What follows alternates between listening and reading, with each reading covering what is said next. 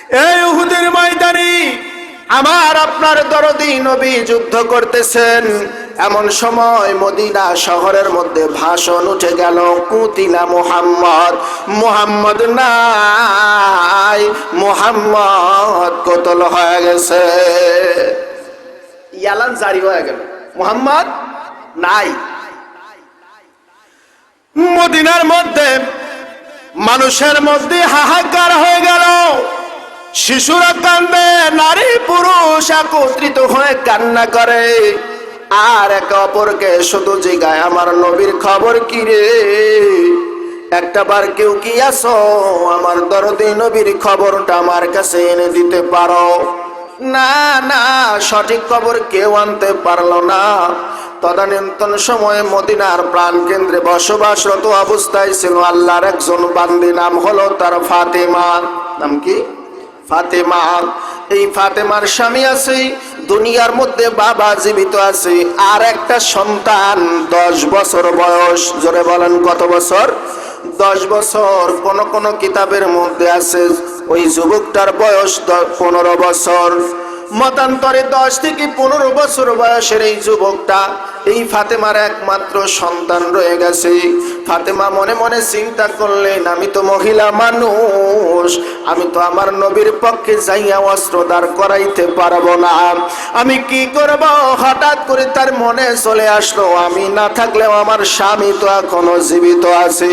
একটাবার যদি আমার স্বামীকে আমি বলে ওই যুদ্ধের ময়দানে পাঠাইয়া দিতে পারি, আর আমার নবীর পক্ষে যদি আমার স্বামী যাইয়া যুদ্ধ করে, তাহলে কাল কঠিন কিয়ামতের ময়দানে আমি ফাতেমা একজন, আমার স্বামী যদি শহীদ হয়ে যায়, তাহলে আমি একজন শহীদের স্ত্রী হিসেবে মর্যাদা নিয়ে কিয়ামতের দিন আল্লাহর সামনে দাঁড়াইতে পারব। এ বন্ধু মুসলমান, এবার ফাতেমা যাইয়া নিজের স্বামীকে ডাকতেছি, স্বামী আমার, ও স্বামী আমার, আপনার কাছে একটি আবদার নিয়ে আসি। স্বামী তাকা দেখে ফাতেমার চোখ ভরা পানি, বুক ভরা ব্যথা নিয়ে ফাতেমা দাঁড়া আছে।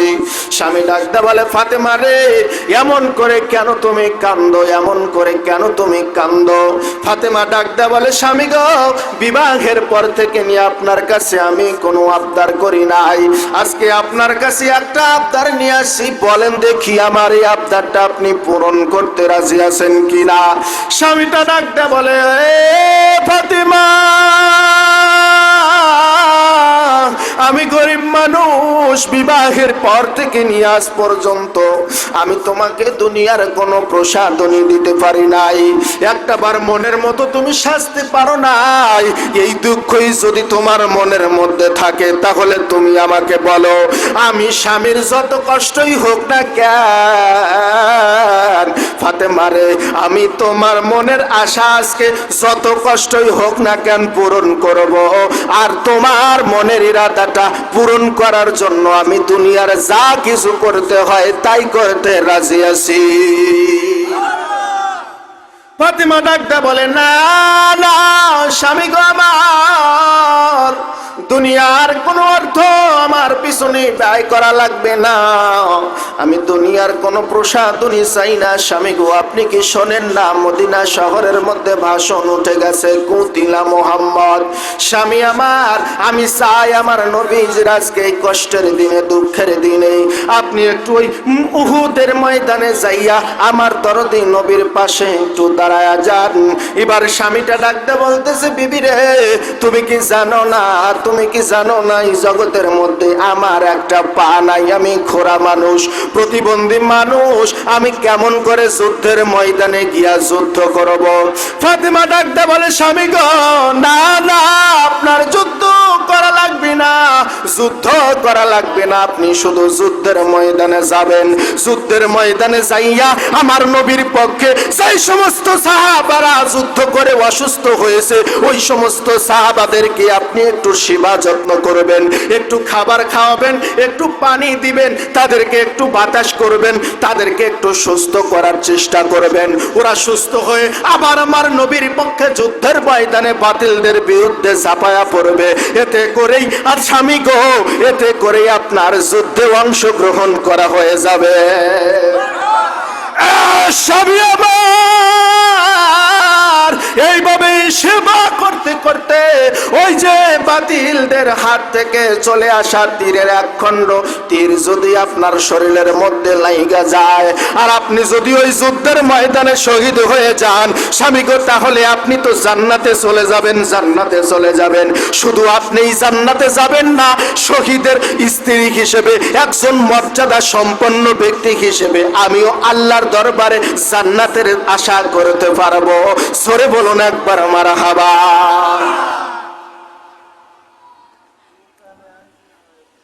আপনি একটু যুদ্ধের ময়দানে চলে যান, আমার দরদি নবীর জন্য একটু নিজের জীবনটা বিসর্জন দিয়ে দেন। ফাতিমা স্বামীটাকে একটি ঘোড়া বা একটি উটের উপরে উঠায়া বিদায় করে দিলেন। তারপরে ফাতেমা ঘরের মধ্যে বসে আছে। না না, ফাতেমার মনের মধ্যে যেন ভালো লাগতেছে না, মনের মধ্যে কেন জানি শান্তি নাই। স্বামীরে পাঠাইলাম, এমনিতেই তো প্রতিবন্ধী মানুষ, একা একা কয়জনই বান সেবা করবে, আরো দুই একজন মানুষ পাঠাইতে পারলে হয়তো ভালো হতো।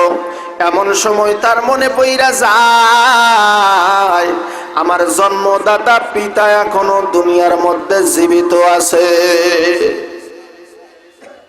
আমার পিতা এখনো জীবিত আছে। এবার যাইয়া আব্বাজানের দরজায় করা নাড়লেন, ডাকতে বলে আব্বাজান বাড়ি আছেন কিনা। ফাতেমার বাবা দরজাটা খুলে দেখে ফাতেমার চুলগুলি উস্কো খুস্কো হয়ে গেছে, গায়ের মধ্যে ময়লা, চোখের মধ্যে পানি, বুক ভরা ব্যথা নিয়া ফাতেমা বাড়িতে চলে আসে। এই জগতের মধ্যে যত কঠিন ব্যক্তি থাকুক না কেন, যদি মেয়ে সন্তান আব্বার কাছে এসে চোখের পানি ছেড়ে দিয়ে কান্দে, এই জগতে বাবার কাছে এর চাইতে বড় কষ্টের আর কিছু হতে পারে না। মেয়ের চোখের পানি কখনো বাবা সহ্য করতে পারে না, সন্তানের চোখের পানি মা বাবার জন্য সহ্য করা বড় কষ্টের। বিদ্যুৎটা ডাকতে বলে মা রে, বিয়ে হয়েছে অনেক বছর, আজ পর্যন্ত কোনদিন তুমি চোখে পানি নিয়ে আমার বাড়িতে আসো নাই। ওগো কন্যা রে, মা তোমার স্বামীর সাথে তোমার কি ঝগড়া হয়েছে? তোমার স্বামী কি তোমারে বকা দিয়েছে? ফাতেমা ডাকতে বলে বাবা গো, না না না না, বিবাহের পর থেকে নিয়ে আমার সংসার জীবনে আজ পর্যন্ত কোনোদিন আমার স্বামীর সাথে আমার ঝগড়া হয় না। আমার স্বামীর সাথে আমার কোনোদিন ঝগড়া হয় না। কি বলেন, আমাদের বিবিদের সাথে আমাদের কি কখনো ঝগড়া হয়? ঝগড়া হয় না, খালি হয় লড়াই, নাকি? হ্যাঁ, আমাদের আঞ্চলিক ভাষায় কয় লড়াই হয়েছে, ঝগড়া করে নাই, লড়াই করেছে, নাকি? এ বন্ধু মুসলমান, একটা কথা মনে পড়ে গেল। আমাদের এলাকার ওই এক লোক বিয়ে করেছে, একটু মোটা সোটা বউ। কয়েক বছর যাওয়ার পরে বউয়ের সাথে লাগিয়েছে ঝগড়া। ওই স্বামী বলতেছে আমি মাটি কেটে দেই আর তুমি মাথায় করে নাও, আর স্ত্রী বলতেছে না আমি মাটি কেটে দেই তুমি মাথায় করে নাও। এই নিয়ে দুজনের মধ্যে ঝগড়া লাগিয়েছে। ঝগড়া লাগার পরে চিকনা মানুষ, খাটোখুটো মানুষ ওই বউকে গেছে মারবার, শক্তিশালী বিশাল বড় বডিওয়ালা দৌড়ে তুলে দিছে এক আসার। কথা বলছেন নাই? এ বন্ধু মুসলমান, ফাতেমা ডাকতে বলি না বাবা, না না, আমার স্বামীর সঙ্গে আমার জীবনে কোনোদিন ঝগড়া লাগে নাই। বাবা ডাকতে বলে ও মা, তাহলে কেন তুমি আমার ঘরের মধ্যে ধন্না ধরছাও, চোখের মধ্যে সলসলা কেন পানি, আমি একটু জানতে চাই। ফাতেমা ডাকতে বলে, বাবা গো, খবর পেয়েছি আমার নবীর উহুদের ময়দানে কাফের বেঈমানরা কষ্ট দেয়। আব্বা জান, আমার স্বামীরে আমি বলে বলে পাঠায়া দিয়েছি, তবে আমার মনটা এখনো শান্ত করতে পারি নাই। প্রতিবন্ধী মানুষ না জানি কি করতে কি করে ফেলবে। আব্বা গো, আপনি যদি একটু ওই যুদ্ধের ময়দানে চলে যান, তাহলে আমি ফাতেমা একজন যুদ্ধ করতে যাইয়া যদি আপনি শহীদ হয়ে যান, তাহলে যুদ্ধে শহীদ হওয়া একজন শহীদের কন্যা হিসেবে আমি নিজেকে বড় গর্ববোধ করি। ওগো বাবা, এই আশা নিয়ে আপনার কাছে আছি, একটাবার বলেন ওই যুদ্ধের ময়দানে আপনি যাবেন কিনা। এবং দুই এমন কথা বলার সঙ্গে সঙ্গে যুবকটা, ওই বৃদ্ধটা চোখের পানি ছেড়ে দিয়ে ডাকতে বলে, মারে না না, যুদ্ধের ময়দানে আমি যাইতে পারবো না। কেন বাবা যাইতে পারবেন না? ডাক দেয়া বলে, একে তো আমি বৃদ্ধ মানুষ, গায়ের বল সব শেষ হয়ে গেছে, এ মা, আর দ্বিতীয়ত মদিনাবাসী হওয়ার কারণে জীবনে কোনোদিন আমি অস্ত্র ধরি নাই, যুদ্ধের কোনো কলা কৌশল আমার আজ পর্যন্ত জানা নাই। ওই রকম ট্রেনিং প্রাপ্ত বিশাল বড় বড় সিনাওয়ালা শক্তিশালী সৈন্য সামন্তদের সাথে কেমন করে আমি বৃদ্ধ মানুষ যুদ্ধ করতে পারবো? এ মা, না না, কখনোই আমি পারবো না। ফাতেমা ডাকতে বলে, আব্বা গো, আপনার যুদ্ধ করা লাগবে না। ওই যুদ্ধের ময়দানে যাইয়া যে সমস্ত সাহাবীরা নবীর পক্ষে যুদ্ধ করতে করতে অসুস্থ হয়ে পড়বে, ক্লান্ত হয়ে পড়বে, তাদের সেবা যত্ন করিয়া একটাবার যদি তাদেরকে সুস্থ করতে পারেন, আর ওই সুস্থ করিয়া তাদেরকে যদি আপনি আবার যুদ্ধের ময়দানে পাঠাইতে পারেন, এতে করে যুদ্ধের সৈন্যদেরকে সহযোগিতা করার কারণে আপনার ওই যুদ্ধের ময়দানে অংশগ্রহণ করার হক আদায় হয়ে যাবে। বাবা ডাকতে বলি, মারে তাহলে আমারে তৈরি করে দাও। এবার আব্বারে তৈরি করে দিয়ে যুদ্ধের ময়দানে পাঠায়া দিয়ে নিশ্চিন্তে পারি এসে ঘরের দরজার পাশে বসে বসে মা ফাতেমা দোয়া করতে আসি। কি দোয়া করে? আল্লাহ গো, আমার দরদি নবী যেন সুরক্ষিত থাকে। সুবহানাল্লাহ বলেন। স্বামীর চিন্তা নাই, বাবার চিন্তা নাই, মনের মধ্যে শুধু একটাই চিন্তা, আমার নবী যেন সহি সালামতে থাকি। ভাই বন্ধু মুসলমান, এমন সময় টাকা দেখি বাড়ির মেইন গেট দিয়ে তার একমাত্র সন্তান 10 থেকে মতান্তরে 15 বছরের একটা যুবক আস্তে আস্তে বাড়ির মধ্যে ঢোকে আর মুখের মধ্যে জিকির করে, লা ইলাহা ইল্লাল্লাহ, লা ইলাহা ইল্লাল্লাহর জিকির করতে করতে যুবকটা আসে। মাই দেখতে পায় আমার একমাত্র বেটা বাড়ির মধ্যে ঢুকছে, মুখের মধ্যে আল্লাহর জিকির। আমাদের সন্তানেরা তো আল্লাহর জিকির করলো না। আমাদের সন্তানদেরকে আমরা ওই রকম শিক্ষা দিতে পারি না, যার কারণে আমার সন্তানদের মুখে আল্লাহর জিকিরের পরিবর্তে তাদের মুখের মধ্যে দেখা যায় অশ্লীল কথাবার্তা। জোরে বলুন একবার, কথা ঠিক কিনা? ফাতেমা দেখতেছে তার সন্তান বাড়ির মধ্যে জিকির করতে করতে ঢুকতেছে। আল্লাহর নবীজি বলেন, এ আমার উম্মত বেটা-বেটিরা, শুনে নাও, আমার কাছ থেকে ভালো করে তোমরা শুনে নাও। আশ-শাইতানু জাসিমুন আলা কলবি বনি আদম, এই যে ইবলিস শয়তান যে ওই আদম সন্তানদের অন্তরের মধ্যে ঘাঁটি দিয়া বসে থাকে। কোথায় থাকে? আদম সন্তানের কলবে, অন্তরের মধ্যে থাকে। ফাইজা যাকারাল্লাহু খানাসা ওয়া ইজা ওয়াসওয়াসা গাফালা।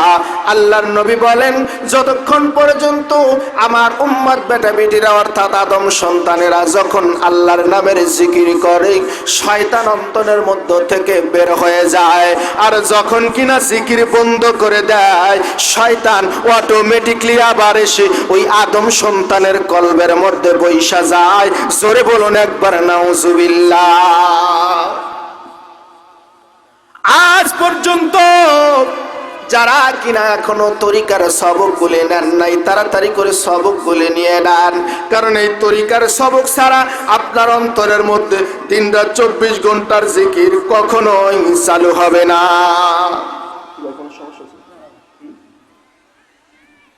আপনারা একটু সামনের দিকে আগায় বসবেন বাবাজিরা, একটু সামনের দিকে আগায় আসেন না, এই জায়গাটা একটু ফিল আপ করে বসেন, একটু মেহেরবানি করে একটু আগে আসেন আর জিকির করেন আল্লাহ আল্লাহ আল্লাহ আল্লাহ আল্লাহ আল্লাহ আল্লাহ আল্লাহ।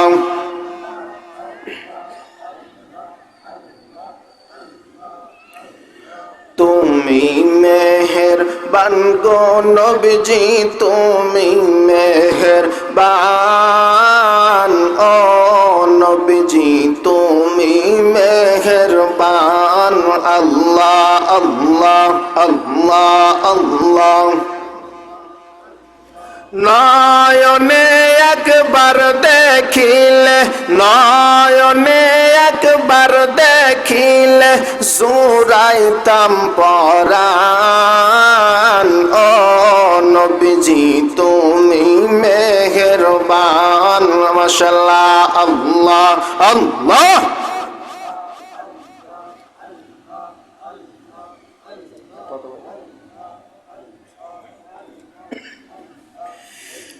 লা ইলাহা ইল্লাল্লাহু মুহাম্মাদুর রাসূলুল্লাহ সাল্লাল্লাহু আলাইহি ওয়াসাল্লাম। সম্মানিত হাজিরিন, এবার ফাতিমা নিজের বাবাকে যুদ্ধের ময়দানে পাঠায়া দেওয়ার পরে বাড়ির মধ্যে বসে থেকে দেখতে পায় একমাত্র সন্তান এখনো পুরোপুরি যুবক হয় নাই, কিশোর সন্তানটা বাড়ির মধ্যে প্রবেশ করতে আসি। সন্তানটাকে ডাক দিয়ে ফাতেমা বলে, বাবারে এ আমার সন্তান, তাড়াতাড়ি করে আমার কাছে আয়। কোথায় গেছিলি? বলতেছে, মা আমি একটু বাহিরে গেছিলাম। এ বেটা, তুমি কি এখনো খবর পাও নাই? ওই যে উহুদের ময়দানে কাফের বেঈমানরা আমার নবীজিকে কষ্ট দেয়, মদিনার মধ্যে যে একটা হাহাকার চলে এলো, কুতিলা মুহাম্মদ, এই কথাটা কি তোমার কানে যায় না? ডাকতে বলে, মা রে, কানে গেলেও কিছু করার নাই, করার নাই, আমি এখন কি করতে পারি? আমার দরদি নবীর উম্মা, আমার দরদি নবীর ইয়া শেখ মহিলা ফাতেমা ডাকতে বলে, বাবা রে, ওই দরদি নবীর কাছে তুমি কি ওয়াদা করেছিলে, তোমার কি মনে নাই? এবার ওই কিশোর ডাকতে বলে, মারে মনে আছে, মনে আছে, সেই দিন আমার দরদি নবী চলে আসছিল মদিনায়, ওই দিন আমরা সমস্ত শিশুরা নবীজিকে দেখতে গিয়েছিলাম। আমার নবীজি একটি উটের মধ্যে সওয়ার করে মদিনার মধ্যে এসেছিলেন। এবার মদিনায় আসার পরে আমার নবীজি তাকে দেখতে পায়, মদিনার শিশুরা আমার দরদি নবীকে দেখতে ওদের বড় কষ্ট হয়। আমার নবীজি আর উটের পৃষ্ঠে থাকলেন না, তাড়াতাড়ি করে উটের পিঠ থেকে জমিনের উপর নামিয়া পড়লেন। নামিয়া পড়িয়া ওই সমস্ত শিশুদেরকে জড়ায়া ধরেছে, জড়ায়া ধরিয়া ডাকতে বলে, শিশুরা, যেই দেশে আমি জন্ম নিলাম ওই দেশের মানুষ আমাকেও তাও থাকতে দিল না, দূর দূর দূর দূর করে তারা দিয়েছে। ওরা জানতো যেই দেশে আমার বাবা আমাকে জন্ম দিয়েছে ওই দেশের মধ্যে আমি একজন এতিম, আমার মা নাই রে, আমার আব্বা নাই রে, আমি মা গারা বাপ গারা এতিম মোহাম্মদকে ওরা মক্কা নগরীর থেকে তারা দিয়েছে। আমি থাকতে না পেরে, তাদের অত্যাচার সহ্য না করতে পেরে আমি মদিনায় চলে আসি। আজ যেমনি ভাবে তোমরা মদিনার শিশুরা আমি নবীকে দেখার জন্য আগে আসছো, একটাবার আমি নবীজির হাতে হাত রেখে কথা দাও, সারাটি জীবন আমি নবীর পাশে তোমরা এরকম থাকবে কিনা? ফাতেমার ছেলে ডাকতে বলে, ওগো মা, ওই দিন আমরা দরদি নবীর হাতে হাত দিয়া ওই দিন আমরা ওয়াদা করেছিলাম, যতই কষ্ট হোক না কেন, যতক্ষণ পর্যন্ত আমাদের দেহের মধ্যে এক বিন্দু ধমনী চলাচল করবে, অতক্ষণ পর্যন্ত নবী গো আপনাকে ছেড়ে আমরা কোথাও যাব না। যতক্ষণ আমাদের দেহে প্রাণ আছে অতক্ষণ আপনাকে ছেড়ে আমরা কোথাও যাব না, আপনার পাশে আমরা থাকবো। তাতে জীবন যায় যাবে, জীবন দিতে রাজি আছি, আপনাকে ছাড়তে রাজি নাই। কি বলেন? আমরা মুসলমান, আমাদের বাক্য তো এটাই হওয়া উচিত। আর যদি নবীর বিরুদ্ধে কেউ কোনো কথা বলে তাহলে আমরা কি মাইনা নিব? জোরে বলুন, মেনে নিব? আজ নবীর বিরুদ্ধে কথা হলে যদি আমরা সেটাকে মেনে নেই আর আমরা যদি সেটার প্রতিহত না করি তাহলে কাল কঠিন কিয়ামতের ময়দানে আল্লাহর নবীও আমাদেরকে শাফায়াত করবেন না। ভাই বন্ধু মুসলমানের আমার এই পর্যায়ে আসেন।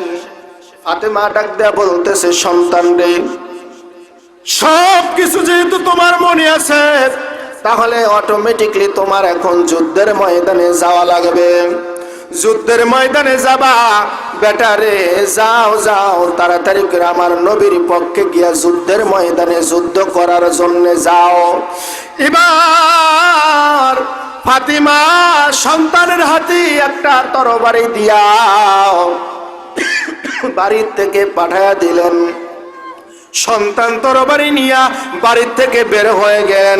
ফাতেমা একটু নিঃশ্বাস জোরে করে ফেললেন আর মনে মনে চিন্তা করলেন, স্বামীরে পাঠাইছি, বাবারে পাঠাইছি, আমার সন্তানেরে পাঠাইছি, তিনজনই যদি ওই যুদ্ধের ময়দানে শহীদ হয়ে যায় তারপরেও আমি ফাতেমা কঠিন কিয়ামতের ময়দানে একজন শহীদের স্ত্রী, একজন শহীদের কন্যা আর একজন শহীদের মা হিসেবে কিয়ামতের ময়দানে তোমার দরবারে দাঁড়াইতে পারবো। জোরে বলুন একবার সুবহানাল্লাহ। কিছুক্ষণ অতিবাহিত হতে না হতেই ফাতেমা দেখতে পায় একমাত্র সন্তান তরবারিটা নিচের দিকে নামায়া আবার বাড়ি চলে আসতেছে। বাড়িতে কিছুক্ষণ পরেই চলে আসতে ফাতেমা ডাকতে বলে, বেটা রে, এ বেটা, তোর কারণে আজকে আমি মা বড় অভিশপ্ত হয়ে গেলাম।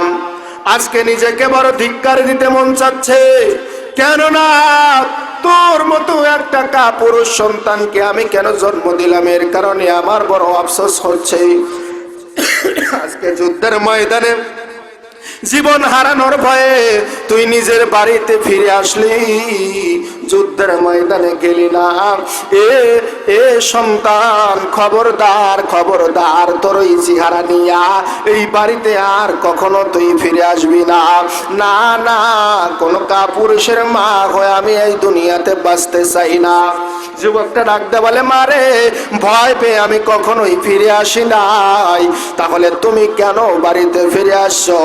এবার যুবকটা ডাকতে বলে, মারে, আমি যাইতেছিলাম আমার নবীর পক্ষে যুদ্ধ করার জন্য। বাড়ির থেকে বের হয়ে রাস্তার মধ্যে দিয়ে হাঁটতেছি, এমন সময় তাকে দেখি এক নয় দুই নয় প্রায় 70 থেকে 72 জন সুন্দর রমণীরা রাস্তা ব্লক করে রাস্তার মধ্যে দাঁড়ায় আছে।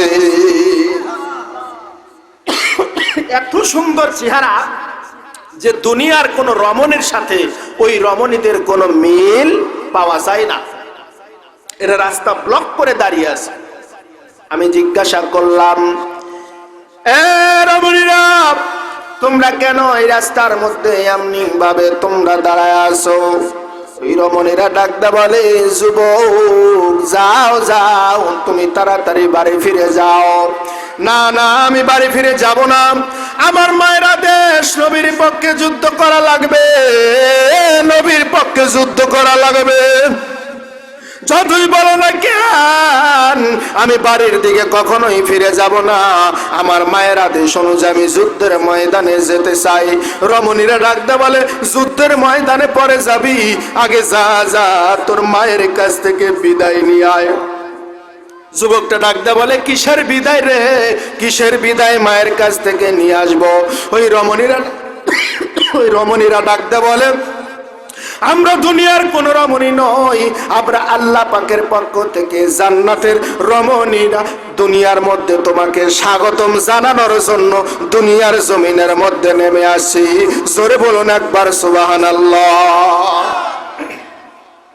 আমরা জান্নাতি রমণী, তোমাকে স্বাগতম জানানোর জন্য দুনিয়ায় নেমে আসি। কিসের জন্য? কি স্বাগত? কারণ যুবক, তুমি যদি আজকে যুদ্ধের ময়দানে যাও, তাহলে ওই যুদ্ধের ময়দানে গিয়ে তুমি শহীদ হয়ে যাবা। আর শহীদ হওয়ার পরে সাথে সাথে তোমাকে আমরা সকলে মিলে স্বাগতম জানিয়ে, সাধুবাদ জানিয়ে আমরা তোমাকে নিয়ে জান্নাতুল ফেরদাউসে চলে যাব।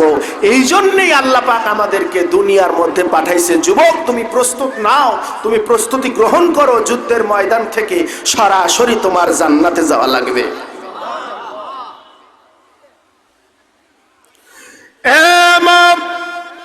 ওই জান্নাতি রমণীরা আমাকে থাকতে দিল না রাস্তার মধ্যে থেকে, আর সামনের দিকে আগাইতে দিল না। মারে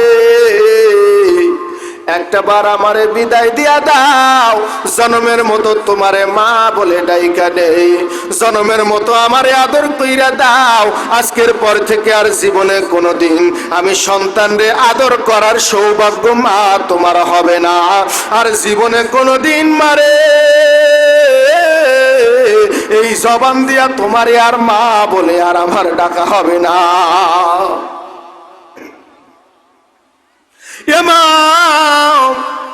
আমারে বিদায় দাও। মা সন্তানের কপালের মধ্যে একটা চুমু লাগায় দিল, যাও যাও, তোমারে আমি মা বিদায় করে দিলাম, আর তোমার জন্য দোয়া করে দিলাম আমার আল্লাহর জান্নাতের কুঠুরিতে তোমার জন্য যেন একটা জায়গা হয়ে যায়। আমার আল্লাহ রব্বুল আলামিন যেন তোমাকে জান্নাতের মধ্যে একটা জায়গা করে দেয়। সন্তান মায়ের কাছ থেকে বিদায় নিয়া যুদ্ধের ময়দানে যুদ্ধ করার জন্য এগিয়ে যায়। এবার এগিয়ে যাইতে যাইতে ওই যুদ্ধের ময়দানে গিয়া বসে আছে। যুদ্ধ করে না বাবার সঙ্গে, নানার সঙ্গে, যুদ্ধের ওই যেই সমস্ত সাহাবীরা অসুস্থ তাদের সেবা করতে আছে, তরবারিটা পাশেই রাখা আছে। হঠাৎ করে যুবকটা তাকায়া দেখে তরবারি যেন তাকে ডাকতেছে, যুবক কেন দাঁড়ায় আছো? এই সুযোগ কখনো তুমি হাতছাড়া কইরো না, তাড়াতাড়ি করে আমাকে তোমার হাতে উঠায়া নাও, আর নবীর পক্ষে যাইয়া ওই কাফেরদের উপরে চাপায়া পড়ো।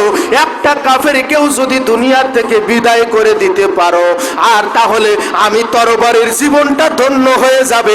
নবীর পক্ষে দাঁড়ায়া বাতিলদের গলায় পড়ে বাতিলদের রক্ত দিয়ে আমি এই তরবারিটা একটা বার গোসল করতে চাই। যুবকটা যাইয়া এবার তরবারি হাতে নিয়া বাতিলদের বিপক্ষে যুদ্ধ করতে আসে, নবীর পক্ষে যুদ্ধ করতে আসি। এক পর্যায়ে যুদ্ধ করতে করতে, ছোট্ট মানুষ, যুদ্ধের তেমন কোনো ট্রেনিং নাই, এক পর্যায়ে যুদ্ধের একটা তরবারি এসে যুবকটার শরীরের মধ্যে পড়ে গেল, তীর এসে লেগে গেল। যুবকটা দুনিয়ার থেকে বিদায় নিয়ে চলে যায়। এবার যুদ্ধ শেষ হয়ে গেল। ওই মদিনার দিকে যখন সাহাবীদের কাফেলা চলে আসতেছে, আমার নবীর কাফেলা চলে আসতেছে, এমন সময় ফাতেমা রাস্তার মধ্যে যাইয়া হাউমাউ করে কান্দে। লোকেরা ডাকতে বলে, ফাতেমা রে ফাতেমা, ওই যে তোমার আব্বারে যুদ্ধ করার জন্য যুদ্ধের ময়দানে পাঠাই দিয়েছিলা, তোমার ওই বৃদ্ধ বাবা যুদ্ধের ময়দানে যুদ্ধ করতে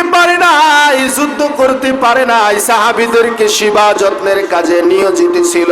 হঠাৎ করিয়া ওই তোমার বাবার গায়ের মধ্যে ওই আপনার বাতিলদের পক্ষ থেকে একটা তীর এসে তোমার আব্বার বক্ষটা বিদারণ হয়ে গেল, তোমার আব্বার বক্ষটা ছিদ্র হয়ে গেল।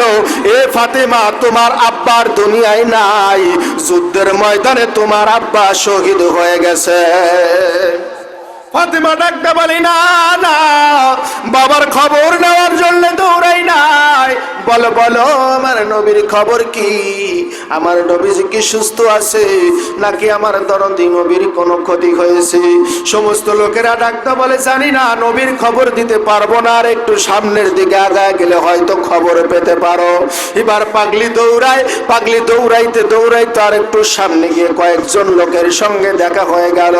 তারা সকলেই মিলে খবর দেয়, এ ফাতেমা, তোমার ল্যাংড়া স্বামী, যেই স্বামীটাকে তুমি যুদ্ধের ময়দানে পাঠিয়ে দিয়েছিলা, তোমার স্বামীটা যুদ্ধের ময়দানে শহীদ হয়ে গেছে।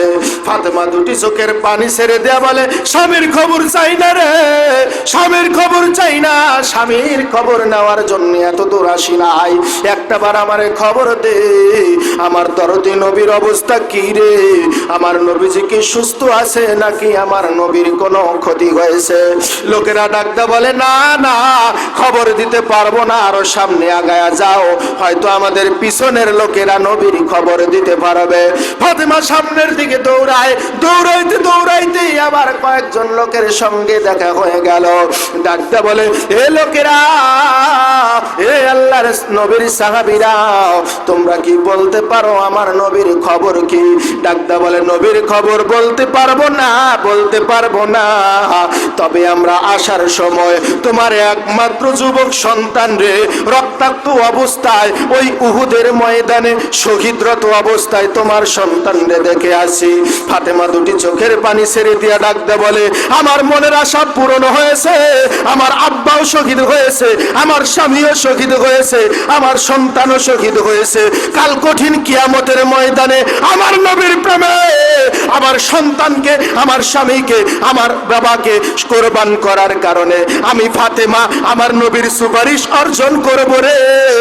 কাল কঠিন কিয়ামতের ময়দানে একটা শহীদের মা, শহীদের স্ত্রী আর শহীদের কন্যা হিসেবে কিয়ামতের ময়দানে দাঁড়াইয়া হাসতে হাসতে আমি ফাতেমা জান্নাতে যাব, আর কোনো বাধা থাকবে না। জোরে বলুন একবার সুবহানাল্লাহ।